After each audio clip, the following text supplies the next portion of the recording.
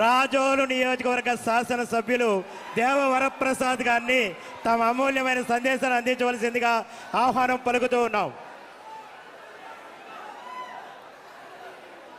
ఈరోజు కార్యక్రమంలో గౌరవనీయులు రాష్ట్ర ఉప ముఖ్యమంత్రి వర్యులు శ్రీ పవన్ కళ్యాణ్ గారు రాజోల్ నియోజకవర్గానికి రావటం చాలా సంతోషించదగ్గ విషయం.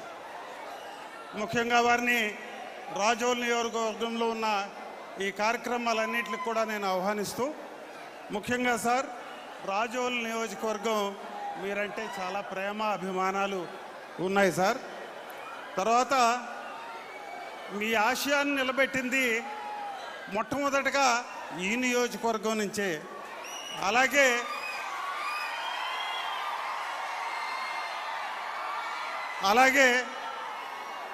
మీకున్న మీ మీదున్న ప్రేమ అభిమానాలు చూసినట్టయితే ఈ నియోజకవర్గం గుండెకాయ లాంటిది సార్. ఇది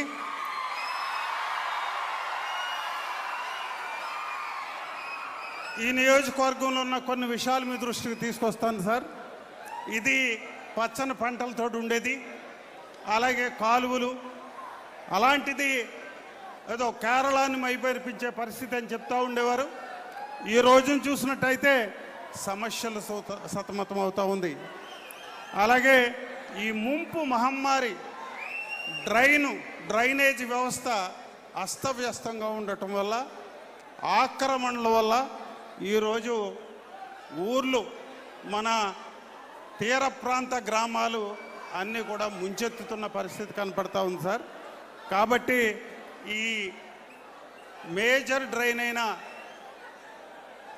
ఈ శంకరగుప్తం డ్రైను ఒక రాజోలు దుఃఖదాయినిగా అది తయారైంది సార్. ఈరోజు వరి పంట చూసినట్టయితే 14,000 ఎకరాల్లో పంట పండేది, అది 6,000 ఎకరాల్లో ఇప్పుడు పండటం లేదు సార్. అలాగే కొబ్బరి గురించి మీ దృష్టికి తీసుకొచ్చాం. 12.5 లక్షలకు గాను 1,00,000 కొబ్బరి చెట్లు చచ్చిపోయాయి. అలాగే ప్రతి గ్రామంలో కూడా మంచినీటి ఎత్తడి. ఈరోజు గత ప్రభుత్వం చూసినట్టయితే ఎలాంటి చర్యలు తీసుకోలేదు.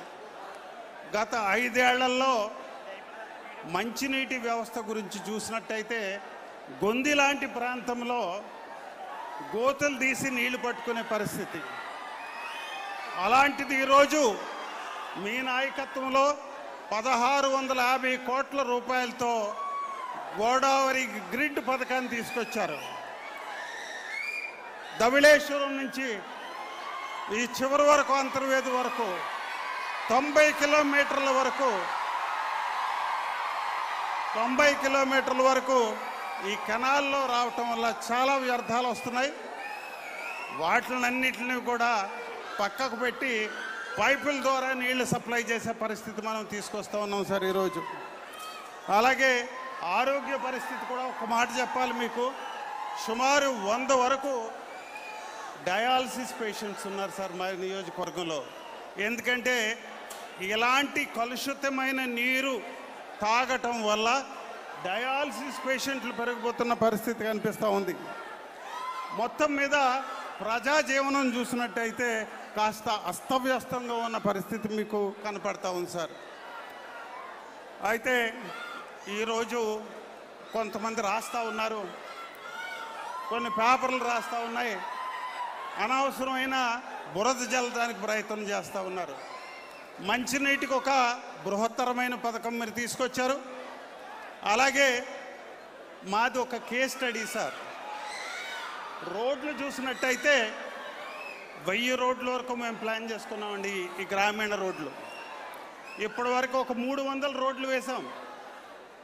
ఇప్పుడు మీ ముందు పెడతా ఉన్నాం, ఒక 200 రోడ్ల వరకు మంజూరు చేయాల్సింది ఉంది. మీరు ఈ ఉపాధి హామీ పథకం కింద గ్రామీణ రోడ్లు ఒక 200 రోడ్ల వరకు మీరు మంజూరు చేయాల్సి ఉంది.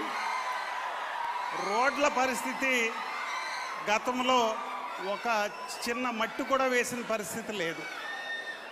రోడ్లు ఎక్కడా కూడా ఒక్క రోడ్డు వేసిన పరిస్థితి లేదు. ఇక్కడ అలాంటిది 1000 రోడ్ల వరకు ఈరోజు కడతా ఉన్నాం సార్. అలాగే విద్యుత్ శక్తి గురించి మాట్లాడితే ఇది ఒక కేస్ స్టడీ సార్. ఇక్కడ సబ్ స్టేషన్స్ పక్కా నియోజకవర్గాల్లో అయితే 11-12 సబ్ స్టేషన్లు కడితే మా దగ్గర ఒక్క సబ్ స్టేషన్ కూడా లేదు. ఈ రోజున ఒక సబ్ స్టేషన్ కట్టుకున్నాం, అలాగే 2 సబ్ స్టేషన్స్ మంజూరు చేయించుకోబోతున్నాం. అలాగే 132 kV సబ్ స్టేషన్ కూడా ఒకటి మేము తెచ్చుకోబోతున్నాం.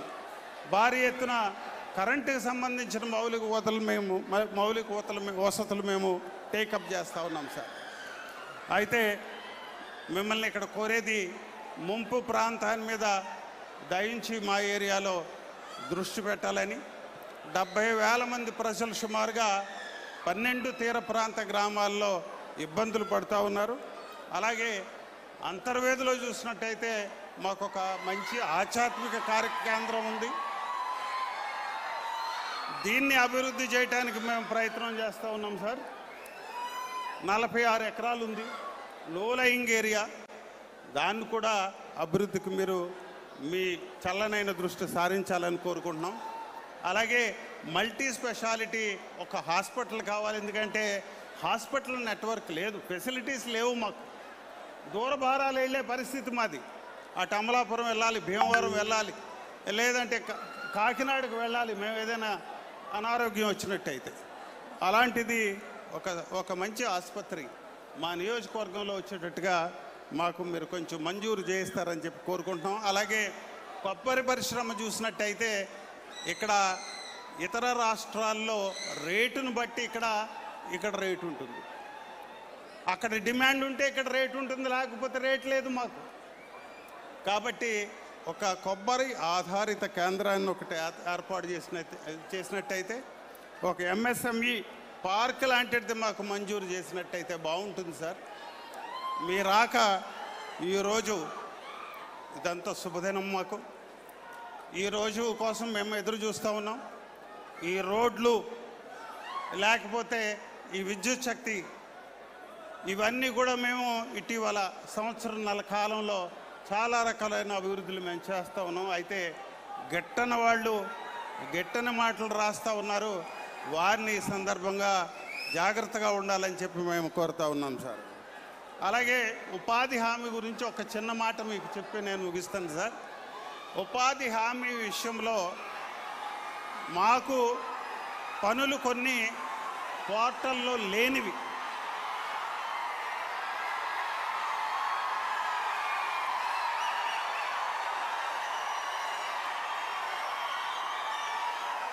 ఈ జంగిల్ క్లియరెన్స్ అనేది పోర్టల్లో లేదు, ఉపాధి హామీ పథకంలో లేదు.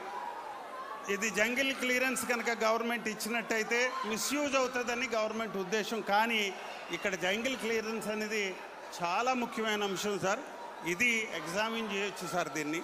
అలాగే గుర్రపడక కానీ లేకపోతే కొబ్బరి చెట్టు చుట్టూ కూడా రింగులు తవ్వటం కానీ ఇవన్నీ కూడా ఉపాధి హామీలో టేకప్ చేసినట్టయితే బాగుంటుందని మీకు అందరికీ తెలియజేసుకుంటూ, మీ రాక మరొకసారి మాకందరికి కూడా చాలా ఉత్సాహాన్ని నింపిందని తెలియజేసుకుంటూ